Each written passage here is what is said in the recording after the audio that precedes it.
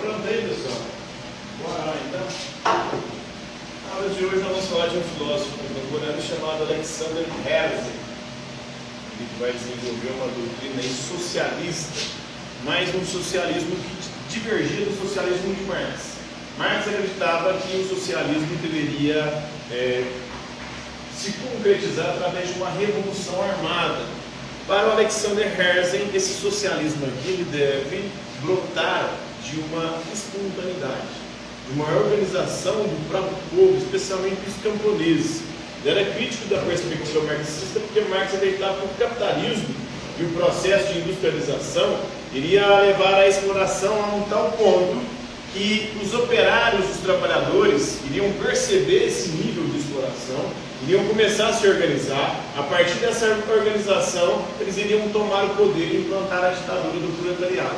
Mas ele é um crítico das ditaduras, dos regimes despóticos, de qualquer forma de tirania, porque ele defendia as liberdades e a espontaneidade.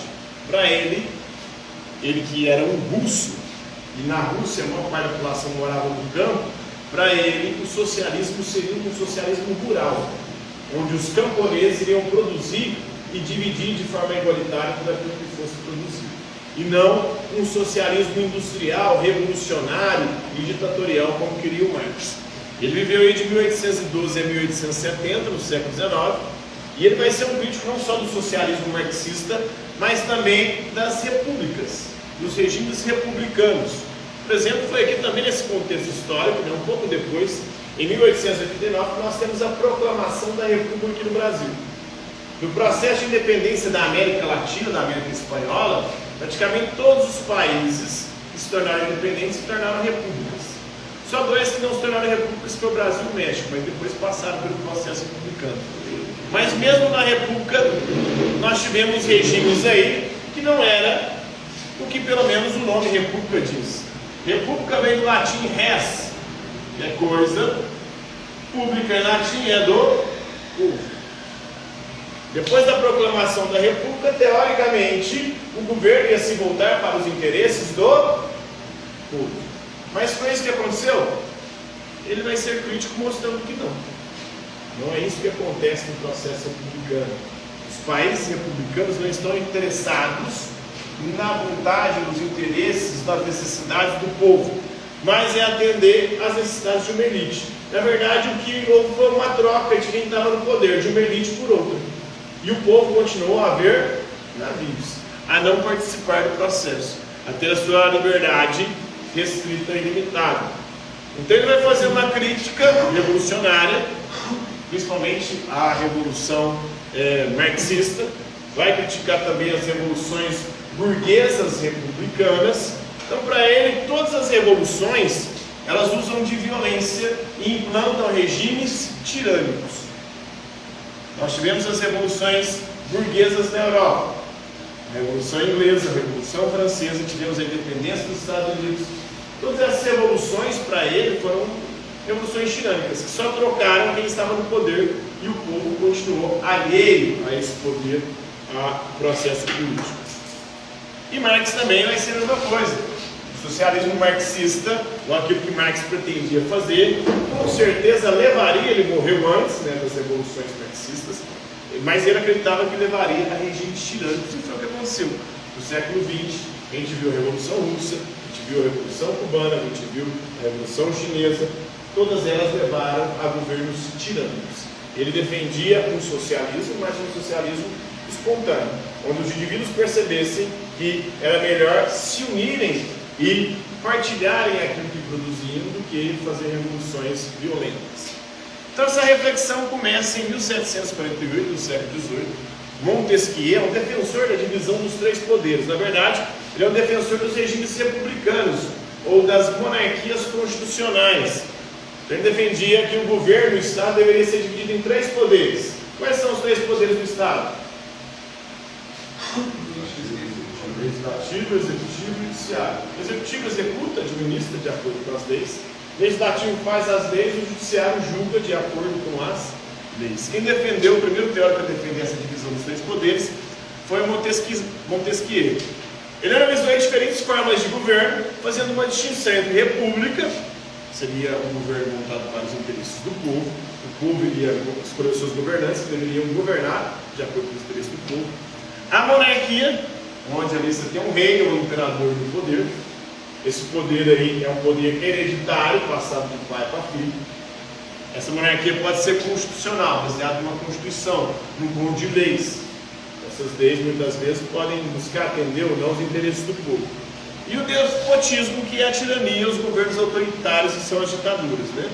São só as três formas de governo que Montesquieu vai analisar.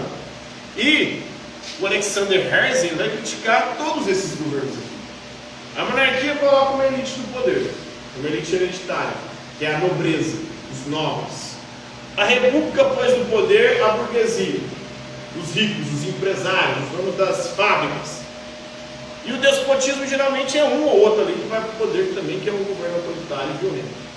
Aí, todas essas formas de governo aí deveriam ser descartadas, porque não levam ao governo a uma sociedade justa e igualitária. Em 1789 começa a Revolução Francesa, no dia 14 de julho, né, com a queda da Bastilha, com a tomada da Bastilha, estimulando aí um período de atividade revolucionária na França e depois além dela. Essa Revolução Francesa se espalhou por toda a Europa, vai levar ao poder. Tá?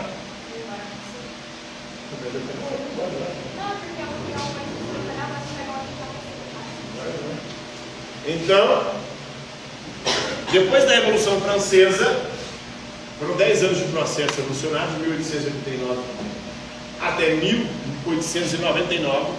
Quem chega ao poder depois desse processo é Napoleão Bonaparte, e ele vai levar esses ideais da Revolução Francesa por toda a Europa, mas também implantando governos ditatoriais. Em nome da República, em nome da liberdade, igualdade e fraternidade, que eram os ideais da Revolução Francesa, Napoleão vai invadindo outros países, invadindo inclusive Portugal. E por causa disso a família real fugiu de Portugal para o Brasil e veio para cá, em 1808. Na verdade eles saíram em novembro de 1807, chegaram na Bahia em janeiro de 1808 e no Rio de Janeiro em março de 1808. A família real com Dona Maria I a Louca e o seu filho, que era o príncipe regente, que era quem governava com a maneira surtada, que era o Dom João, depois vira Dom João VI, né?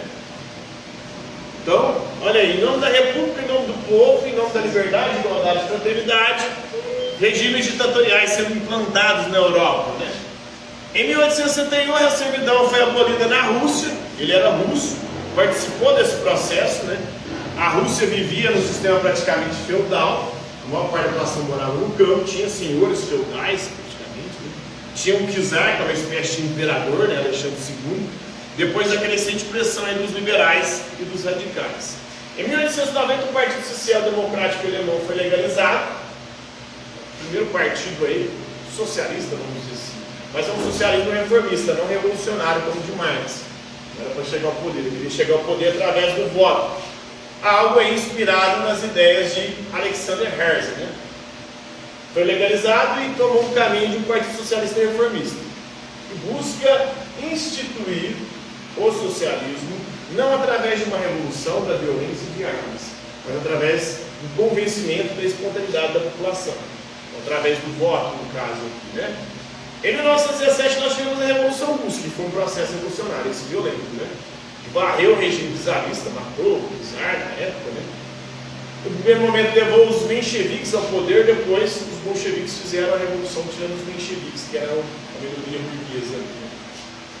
As colônias penais da Guiana Francesa foram ampliadas no século XIX, apesar da Revolução Francesa em 1789 pregar liberdade, igualdade e fraternidade, punições feudais permaneceram. A única coisa que aconteceu foi trocar quem estava no poder.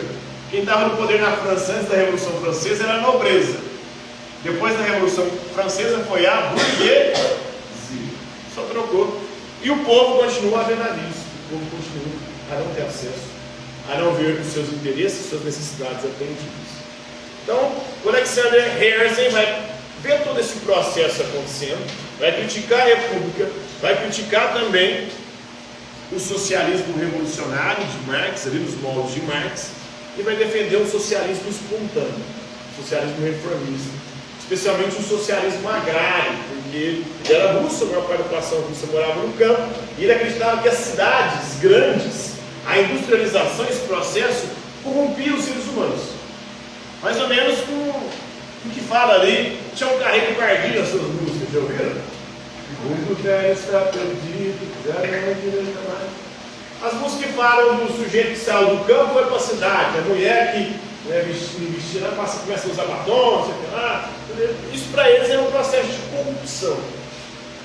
Porque o sujeito vai para a cidade, vai trabalhar na fábrica, ali os indivíduos começam a se isolar uns dos outros, não tem mais aquele senso de comunidade que tinha na roça, na zona rural. Então o ser humano vai se corrompendo na perspectiva dele. Por isso ele defendia o socialismo rural, do campo, não na cidade, porque a cidade é um âmbito de corrupção e de merda. As pessoas, um espaço propício para as pessoas se perderem. Compreenderam aí o pensamento do Alexander Herzen? Sem dúvida? Tranquilo?